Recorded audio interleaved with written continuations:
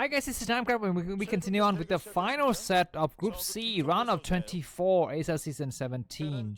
The first ASL season of this year, 2024, and it's gonna be Terran versus Zerg matchup. The map is gonna be what is this, retro? So it seems like we have retro twice in a row for the final map here. And yeah, so Ssak has done a good job against Taegegu or Taengu, whatever his name is, in the previous game. But I feel like that was his forte, and now he's back to playing a matchup that he doesn't really like. Which is going to be Terran versus Zerg here. Looks like action is going to be located at the bottom right corner of the screen in the red color, and Ssak is going to be at the top right in the blue color. Very early SCV coming out here, and he's going to be going for a very forward barracks. Okay, very nice glasses in the fan. He cannot read the Korean, some numbers like 7. Yeah, so if action goes for 12 hatchery, then this build is designed to punish him. It looks like Action is saving us his money, man. He's saving up his money, so it's either 12 hatch or 12 pool, but it looks like it's gonna be 12 pool. I think I see a spawning pool being created there. So if that is the case, then Action is doing fine. His opponent would not be able to inflict that much damage on him. Or maybe it's 9 pool. Okay, cool. Anyways, we have a supply depot coming out as well, so I think Ssak would just make a single marine or maybe 2, try to attempt the bust here, and then when he sees his enemy, he's got very early Zerg, he's gonna retreat and try to create a concave and start to build a command center. Overlord reveals the presence, I guess the location of the base here, and Overlord's gonna run around here because we're gonna be having a marine coming forward very quickly. A second supply depot coming out to block the expansion, and Action takes an expansion as well. So very much, you know, simple and basic progression of this game so far. The first marine really started to move forward. Let's see how much damage he can do here, but the spawning pool is done. Yeah, so it might even be better for this marine to return home. I don't know why he's continuing on the path. The second marine's coming out. The Overlord is just gonna check, are you gonna make a second marine? And he does make a second marine. Do we see a bunker? It's gonna be impossible to make a bunker. The first pair of Zerling is out. We will need more than that, but anyways, now it looks like the marine returns home. The Overlords of Actions are actually in the right position to see the marines returning home, and so he's gonna stop making Zerlings. So he might make a lot of Zerlings just to try to end the game early here. 2 marines will be able to hold this high ground for the time being. The other part is gonna have just a barracks. Let's see if the marine can go back go back home before the Zerlings can. Looks like the marine can. 1 marine is in, the second marine is in, and the door is closed. The gate is gonna be shut, so it's gonna be impossible for these Zerlings to go out. Now we're gonna be having a cat and mouse game between the the SCV and the Zerlings here, because Ssak wants to keep his SCV alive as much as possible. But just as I said that, he loses SCV.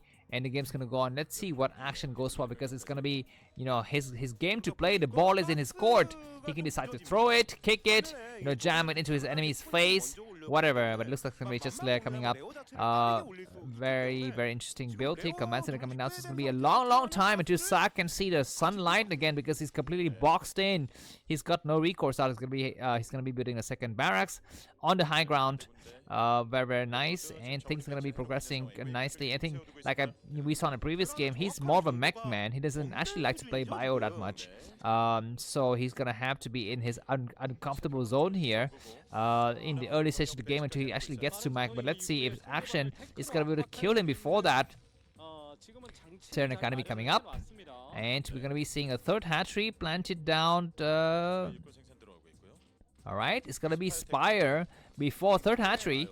And yeah, looks like Ssak is just gonna be playing in the dark for the time being, not able to discover you know, his enemy's presence and so forth. Yeah, but anyways, by the way, I'm gonna be on vacation for a few days. By vacation I mean travel.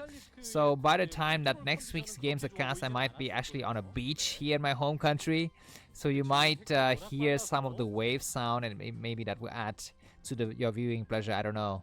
But I'm gonna be back with very crappy recording equipment. It's just gonna be my laptop and a pair of headphones, very cheap headphones I bought for $2.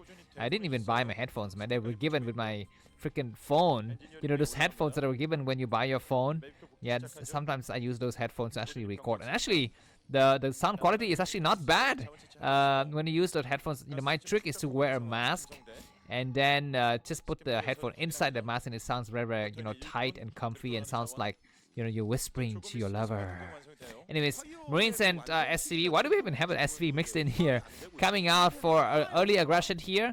Zone is gonna try to come in. A single Marine will be to stop this. Yeah, no problem. SCV comes out to repair, but he needs to repair fast. Very, very nice stim in the last minute to actually buy time.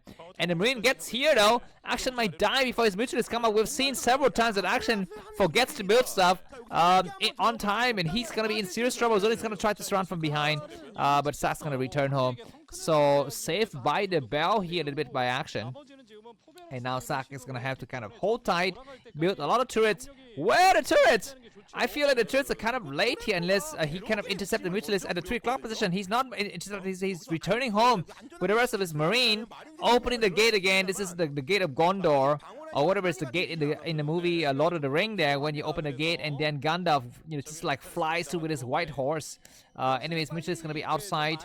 I think it's 8 or 6. They're gonna try to find an angle to attack. It looks like this high ground is a weak position. One turret is there, and it's not gonna get destroyed, and more turrets get set up in the main. I feel like Action kind of missed the opportunity there, because there were several moments in which Ssak has not built up his turret count yet. His main doesn't have turrets. Now it has, but before it didn't. Anyways, this other turret is gonna get destroyed. At least the SCV is gonna destroy it, and one turret down. Looks like Action is having very, very good time here. Yeah, the turret gets taken out, and the SCV is gonna try to rebuild the turret, but he needs more than one. He needs another. I mean, he needs 2 more. But at least the front is gonna get covered. And Zerlings are just getting ready to devour everything. So the moment that the Marines go too far, the Zerlings is going to pound in and start to attack here. So Ssak needs to be very, very careful supply-wise. Action is behind by about 5 supply. We're going to be having this, just check out the opening door here, because the barracks already been lifted and gone inside. So this door is wide open. I wouldn't be surprised. I mean, I don't know, I'm not a pro gamer, but I'd like to build one more supply depot there, just completely block that area out. But maybe that's gonna be a hindrance for the army movement in the later stage of the game. Anyways, 2 turrets at the choke here, and they possibly have 3 in the main. It needs to have 3 in the main, I think. Okay, just 2. I mean, against 11 mutualists, you need to have 3 or 4 turrets in your main. And these mutualists are going to be able to, kill out the last of the Marine and then run back. That was a poor shot though from the mutualist. One miss shot from Action. Maybe it's going to be his wrist taking a toll on his APM here. Of course, his APM is still very high, 430 APM. He's doing a lot of damage, but of course, Terran is not yet dead. Terran is not yet dead. Another miss shot by the mutualist. Very terrible, and this is actually make a difference. We shall see. Yeah, but for the time being, I think just still 2 hatcheries from Action. He's got no third. Okay, he's gonna go for hydrogen and immediately scanned Queen's Nest. So it's gonna be rushing towards a Hive and eventually Defiler Mount here. Out of 2 bases. Oh my god, 12 minutes is gonna start to attack. It looks like Ssak is not aware of this. We have 3 turrets. The Mitchell start to dive in, takes out 1 turret, takes out another. A lot of SCV eats a splash damage though, but Marines from the back is able to save the bell once again. And the good thing though for Action is that he didn't lose any mutualists in that exchange. He still has his full group of 11, and he's gonna be back up. And he's got a weak mutualist in the group though. Maybe he lost 1 or 2 mutualists. I'm not so sure. Anyways, +1 weapons done on the mutualist, so they're gonna be extra powerful. And we have a small group of medic Marines going out, wandering aimlessly in the middle of the area of the map. There's nothing to find. There's no treasure to hunt for because we don't have a third base for the Zerg player. It's just gonna be this. Just 11 mutualists, and that's it. And Ssak, I feel like Ssak can just hold on. Why is he running around with his other group of medic Marines? Maybe he feel like he can just defend from home with just 5 or 6 Marines. But I feel like it's not enough. What is he doing on the left side of the map? He's forced to evacuate the entire CV line, and now he needs to kind of run for his life. And this turret is able to buy some time now, which is nice. And this SV's line, we need to get full again. And we're not enough Marines. And now Ssak returns home after like a decade just running around and doing nothing. I mean, it's like, this like basically the story of Jesus, right? Getting lost in the desert, just running around doing nothing until he finds a meaning to his life. Except in this case, Ssak is not able to find any meaning except the meaning of defeat. And Action's gonna try to come in. He's got 11 mutualists, and a huge group of medic Marine is there to greet him. which is nice. But what's gonna be the next thing in the equation here? Is it gonna be square, power, root? I don't know, summation. You know, what is gonna be the next mathematical operation that we will see? Because defilers is possibly gonna be on the route here for the Zerg player. We're gonna be seeing some turrets getting set up, reset up, I guess. Once again for our Terran player, which is nice. Ssak needs to position all of his marine. He does position some of the marines, and the factory is providing a nice coverage for the group of marines. And looks like for the time being, looks like double starport coming up though from Ssak. And yeah, I think the game is going to transition a bit into the long game here. Defiler mount about 40% done, and Mitch is going to try to fly in once again for some kind of major attack. The Mitch is flying once again for the harassment. One turret is going to be get damaged so badly. One more turret remains, and marines are here to protect, but I'm not so sure if they can hold for that long. Action supply wise is leading by about 10 supply. I think he's quite close to winning, and all of this was due to the fact that Ssak has a group of marines that didn't do anything for about 5 minutes, just walking randomly in the middle of the map. I think defilers will need to come out soon though, because the power of Terran is going to continue to grow. But before that, we're going to be seeing some six lurkers, yeah, S-I-C-K and S-I-X coming out here from a Zerg friend. He's going to try to clear the game now, maybe just 5 lurkers, not 6. Mitch is going to try to buy some time and keep the marines occupied. We need to see science vessels now, I think. Alright, 5 lurkers waiting to get grouping with the rest of the army, and actions mutualist return. Marines not responding. The respawn rate was quite slow, and now lurkers can be moving forward. The rest of the marines on the high ground need to come down to support though. One turret is able to kind of see the situation here, but we don't have. Oh my god, walking into the lurker spy. That was a big mistake, I think. Micro mistake from Ssak. And looks like the supply depot is not going to be falling because Ssak has GG prematurely. He's smiling a little bit though. I'm not so sure why. Anyways, yeah, let's move on to the next group next week. See you soon. Bye bye.